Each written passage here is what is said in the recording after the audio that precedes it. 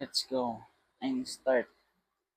I'm confident to start this because ito rin ay para sa sarili ko.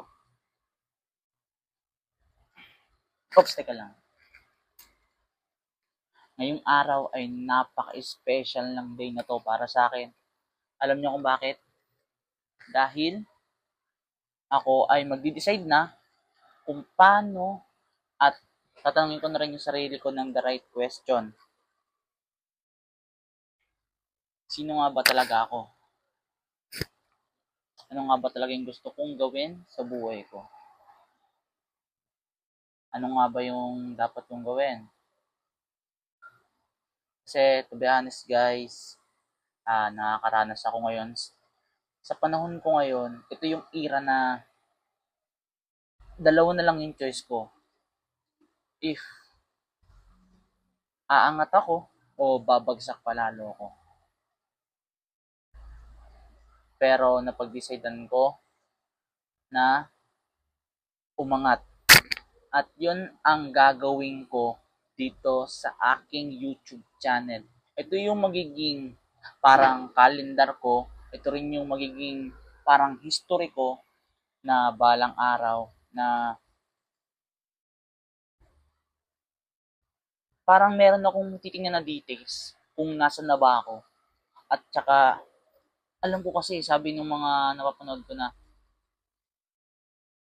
dapat mamonitor mo yung pagbabago mo kahapon at saka ngayon. So, kung effective nga yun, gagawin ko. Pero, ang gagawin ko naman is walang plastikan. Siyempre, sa YouTube ko na i-upload.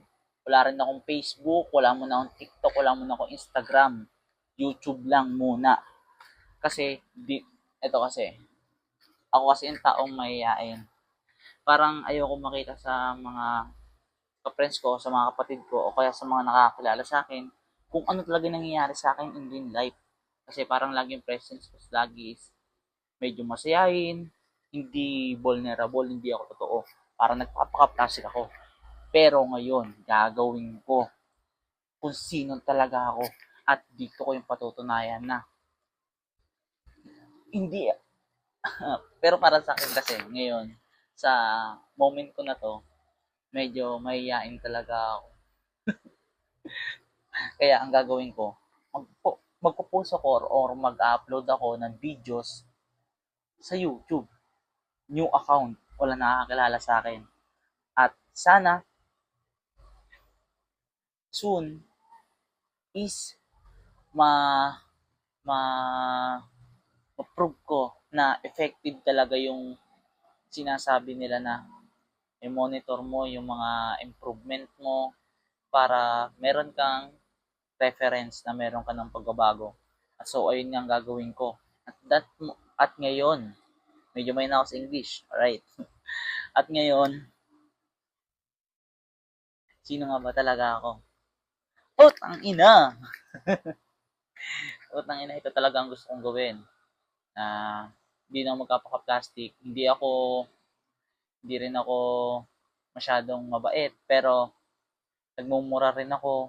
Madalas din ako magmura kapag totoo ako. Kapag kasama ko yung mga kapatid ko, mura ako ng mura. Pero, parang jokes lang yan. Hindi yung personal na mura. Putang ina mo, hindi yung masakit na gano'n. Parang, ito yung moment na, ganito yung moment na, nagmumura ako dahil masaya akong kasama ko sila, nalalabas ko kung sino talaga